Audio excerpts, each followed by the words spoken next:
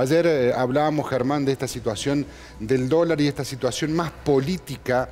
Digamos, hoy es difícil de analizar la situación del dólar solamente en un contexto económico. Hay un contexto político, hay un contexto en donde hay que empezar a analizar otras variables para entender de por qué se dispara el dólar como se dispara. ¿Dónde está la combustión, ¿no? Claro, ¿Quién le pone ¿quiénes más están nafta? trabajando? Claro. Porque claramente atrás de esto hay hay grupos económicos argentinos que están trabajando y están laburando para que esto no se sostenga. O simplemente son malas medidas Y el económicas propio gobierno que está toma el nuevo trabajando gobierno. porque al emitir moneda sin control desde hace años y en los últimos meses peor, me parece que alimenta también. Esta línea, Daniel Escandizos, que es consultor económico, profesor universitario, una persona muy clara en sus conceptos. Daniel, ¿cómo estás? Chelo Meloni te saluda. Aquí estamos con Germán y con Ernestín en la mañana del C. ¿Cómo andás? Buen día, Chelo, Germán, todos. Buen día, gracias Gustazo. por la invitación. No, por favor. ¿Qué explicación uno puede, o sea, cómo explicamos esta situación? ¿Cómo uno empieza a entender de por qué estas disparadas? ¿Por qué un empresario pyme no puede programar o no puede tener cierta previsibilidad en estos momentos? ¿Hasta cuándo va a durar esto? Bueno, son todas preguntas de difícil respuesta, Sí, ¿verdad? claro. En este contexto de incertidumbre tan extrema. Pero bueno, es evidente que desde ya hace algunas semanas ha comenzado lo que podríamos decir un proceso de dolarización de facto, ¿no? Claro. Más allá que no se haya establecido ningún plan o medida concreta vinculada a una dolarización, en los hechos está ocurriendo eso. Se está viendo las carteras en pesos se están desarmando a un ritmo muy acelerado, producto de un enorme nivel de desconfianza, de incertidumbre con respecto a un futuro, al futuro cercano, más allá de quién pueda resultar victorioso en las próximas elecciones.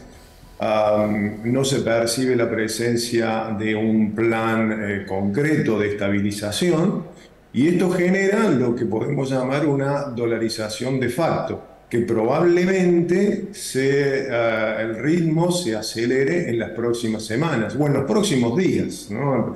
Previos a las elecciones generales del 22 de octubre, en función del resultado, luego hacia el balotaje. Entonces, estamos viendo que las carteras en pesos se desarman, a lo que se suma la emisión permanente que se va generando del Banco Central, y eso se va canalizando hacia activos dolarizados. Y bueno, desde allí surge con claridad un aumento en la cotización de los dólares financieros y los dólares paralelos o el blue, que lleva a la brecha a niveles insostenibles. ¿Cómo continúa todo esto? Bueno, todo parecería indicar que en algún momento se generaría, o sea, podríamos ver como dos escenarios en esto, ¿no? Uno, una corrección del dólar oficial, ¿verdad? Hoy es solo una referencia, mayorista 350, minorista 365,50, que esa corrección le lleve a lo que hoy está marcando el ROFEX o el mercado a futuro, Claro. alrededor entre 700 y 800 pesos para diciembre, para noviembre, para diciembre. Y en ese escenario los dólares financieros no se disparan tanto y se corrige la brecha, ¿no? Es como que habría una especie de unificación cambiar en los hechos. Pero ese sería, a mi juicio, Chelo, el escenario optimista, ¿sí? Claro. El escenario optimista sería el que, o producto de un clima de mayor confianza. A ese escenario optimista debemos contraponer un escenario pesimista donde sucedería algo similar a la devaluación que se dio después de las PASO. Se corrige el dólar, la cotización del dólar oficial a lo que hoy marca el mercado a término, 700, 800 pesos, pero los tipos de cambio financiero, MEP o contado con liquidación siguen aumentando, la brecha se mantiene y en ese caso de allí a una espiral inflacionaria aún mayor hay un solo paso, ¿no? Ese para mí sería el escenario pesimista. Bueno, podemos discutir cuál tiene más... Sí, ¿cuál es más pesimista que el otro, digamos? En los dos casos estás hablando de una devaluación del 100%, ¿no? Absolutamente. Sí, sí, sí, sí, sí. Por más que Rubinstein, que sería viceministro de Massa, él ha asegurado el fin de semana que, por textuales palabras de él, por más que gane Milei, no devaluarían. Yo no sé si va a ser posible mantener en un contexto de alta incertidumbre esa postura o esa decisión. La verdad que tengo mis dudas. Vemos que el mercado de futuro está descontando para diciembre ya una devaluación cercana al 100%. Ahora, hoy la problemática, Daniel, es que no controlaron o no supieron intervenir sobre el dólar financiero. Bueno, puede ser de alguna manera, Chelo, pero yo creo que vos lo dijiste en la introducción. No podemos acá explicar esta situación solo desde conceptos económicos, sino también debemos hacer un análisis político. Entonces, lo que se estaría percibiendo, y más si vos escuchas las últimas declaraciones de algunos candidatos, donde concretamente Milei, donde está diciendo que a un dólar más alto sería más conveniente para dolarizar, o también hablando de huir de los plazos fijos, no podemos atribuir la suba reciente a esas declaraciones exclusivamente, porque reitero, es un proceso que ya se viene dando. Lo que hacen esas declaraciones es adherir un poquito más de incertidumbre, lo que lleva de nuevo a este proceso que yo llamo de dolarización de facto que se está dando. Fíjate una cosa, Chelo, el jueves se anuncia el IPC, ¿verdad? La inflación de septiembre. Se estima que podría estar entre el 11 y el 12%. A lo mejor unas décimas por debajo de agosto, pero igualmente muy alta, ¿verdad? Entonces la pregunta es, ¿qué va a hacer el Banco Central ante esta declaración de Milei recomendando no renovar plazos fijos, ¿verdad? ¿Qué podría hacer el Banco Central? Una alternativa es que suba las tasas de interés para propiciar la renovación de plazos fijos o utilizar la tasa de interés como ancla ante lo que estamos viendo estos días, esta aceleración de los tipos cambiarios. Ahora, yo no sé si eso ya tendría efecto, porque ya este proceso de dolarización está decidido más allá de la tasa de interés. Por eso no lo ha hecho hasta el momento el Banco Central, porque ya sería extemporáneo o obsoleto.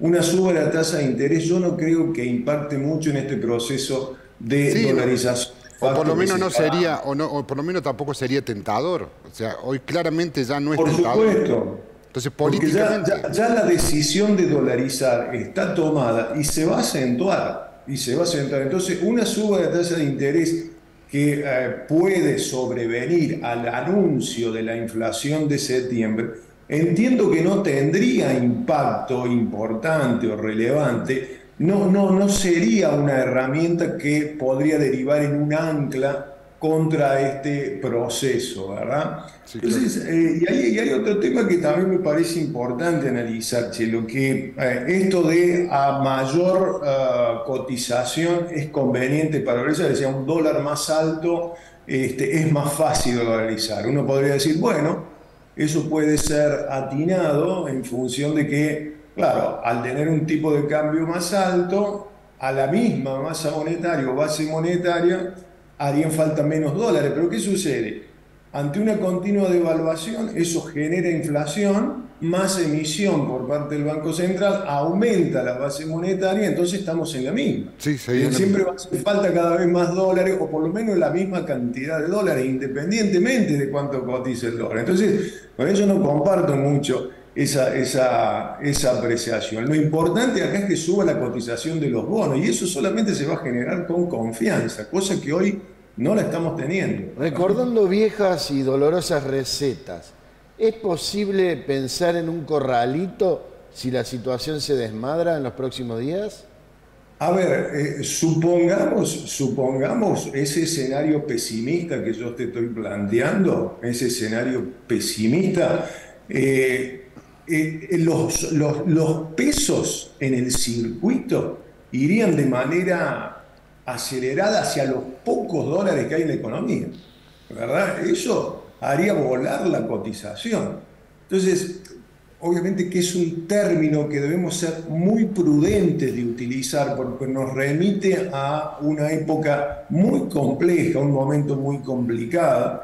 Por allí muchos jóvenes no lo han vivido, entonces no lo entienden bien, pero fue un momento muy complicado, no solamente a nivel económico, sino a nivel social. Entonces tenemos que ser muy prudentes. Ahora, me preocupa ese escenario pesimista que yo te planteaba recién, donde la corrección de un tipo de cambio oficial no alcance para disminuir esa brecha y los dólares financieros no tengan techo y los pesos vayan de manera automática a los pocos dólares que hay en el sistema. Entonces, allí es donde surge la pregunta si no debería generarse algún tipo de limitación. Pero debemos ser prudentes en utilizar esos términos, ¿verdad? Por lo menos eso, por más que puede parecer o nos puede remitir a esa situación porque encontramos alguna semejanza, ¿no? Lo preocupante de ese escenario hay que seguir analizándolo, hay que seguir viendo también el escenario político, cómo se llega al 22 de octubre, cuáles son las reacciones después del resultado.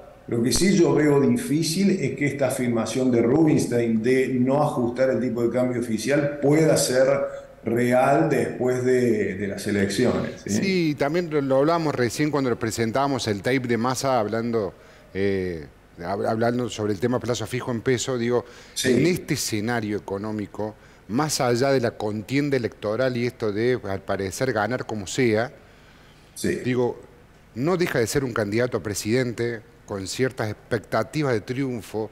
Por ende, digo, políticamente y socialmente y económicamente tengo la sensación de que hay cierta irresponsabilidad por parte de Milei. Es como que sigue anclado en un comentarista de tirabomba o de... En un panelista. Claro, en un panelista tirabomba y no con la responsabilidad que implica ser un candidato a presidente, porque este tipo de declaraciones, en un hipotético gobierno de Milei, le va a complicar a Milei, digamos. Pero absolutamente, Chelo, coincido plenamente con tu apreciación. Entonces, él es el candidato que más votos obtuvo en las PASO y hoy todas las encuestas lo están dando como el candidato mejor posicionado. Por lo menos hasta hoy. No, la elección puede variar. Entonces, sus declaraciones, todo lo que él opina, tanto sea en un programa televisivo, en un debate, en un reportaje, tienen una repercusión enorme, ¿verdad? Porque estamos ante la palabra de quien podría ser presidente a partir del 10 de diciembre. Entonces, estas declaraciones, es lo que un poco te decía ayer, no es que este proceso se dé exclusivamente por las declaraciones, pero no contribuyen para nada a calmar la situación. Daniel. Es más, tanto la declaración de un dólar alto para dolarizar, que vuelvo a decir, para mí yo no comparto porque a un dólar más alto se emite más, entonces vamos a estar en la misma, vamos a estar necesitando siempre una gran cantidad de dólares para eventualmente dolarizar. Entonces, y a eso le sumamos la declaración contra el peso de ayer, lo que genera en la gente, en los actores económicos y en la gente del día a día, en la gente que no tiene conocimiento sofisticado de finanzas, es muy simple: huyo del peso. Huyo del peso. Si bien ya que la demanda de pesos hoy es bajísima, yo me encuentro con un peso y trato de colocarlo en el acto, entonces imagínense con estas declaraciones. Entonces, nos aproxima más a ese escenario pesimista de una devaluación caótica. Daniel. Una devaluación caótica con el consecuente impacto inmediato en el nivel de precios y en una espiral. Algunos ya consideran que Argentina, algunos economistas, yo leía a Germán Ferro, cronista comercial, opinan que ya Argentina está en hiperinflación, considerando el nivel de promedio inflación a nivel global, a nivel mundial. Argentina ya está en hiperinflación. Bueno, yo por ahí sería también un poquito más cauto pero la realidad es que estas declaraciones, coincido con vos, Chelo, no contribuyen para nada en un escenario tan inestable como el que estamos atravesando, ¿no? Daniel, le debemos plata al Club de París, le debemos plata al FMI, al BID, le debemos plata a todo el mundo. ¿Cómo nos deja todo esto parados frente al resto del planeta? Lo que pasa es que Argentina tiene una enorme restricción para generar divisas, ¿verdad? Y a eso se le suma el año tan complejo que atravesamos, este 2023 con la sequía. Entonces la principal fuente de divisa, que son las exportaciones vinculadas a los complejos del sector agropecuario, por ejemplo el complejo sojero, el del maíz, del trigo, generaron sustancialmente menos divisas que años anteriores. Entonces, a esa restricción de generación de divisas que hemos tenido en este año, y a eso sumado los compromisos significativos que tenemos, evidentemente eso obliga a una permanente negociación con los organismos de créditos multilaterales. Entonces, lo que por allí se plantea para el próximo gobierno es si habrá una nueva reestructuración de la deuda que ya reestructuró Guzmán en septiembre de 2020. Yo creo que, a tu pregunta concreta, los acuerdos firmados con el Fondo Monetario son para llegar a las elecciones y para que asuma un nuevo gobierno. A partir de allí hay que negociar todo de nuevo. Y para nada se descarta una nueva reestructuración de la deuda. Por eso, y vinculado a lo que hablábamos recién, acá lo importante no es tanto para dolarizar a cuánto está el tipo de cambio, sino que suba la cotización de los bonos. Fíjense que el fundamento de mi ley es que los bonos en poder del Banco Central son los que respaldarían ese proceso de valorización. Pero esos bonos hoy valen poco, valen el 25%, entre el 20 y el 25% de su valor nominal. Entonces es muy bajo el nivel de dólares que ingresaría si el Banco Central vendiese esos bonos. ¿Por qué? Porque hay un temor concreto, hay una hipótesis con alto grado de probabilidad de cumplirse de una nueva reestructuración, de una deuda que ya fue reestructurada hace 3 años.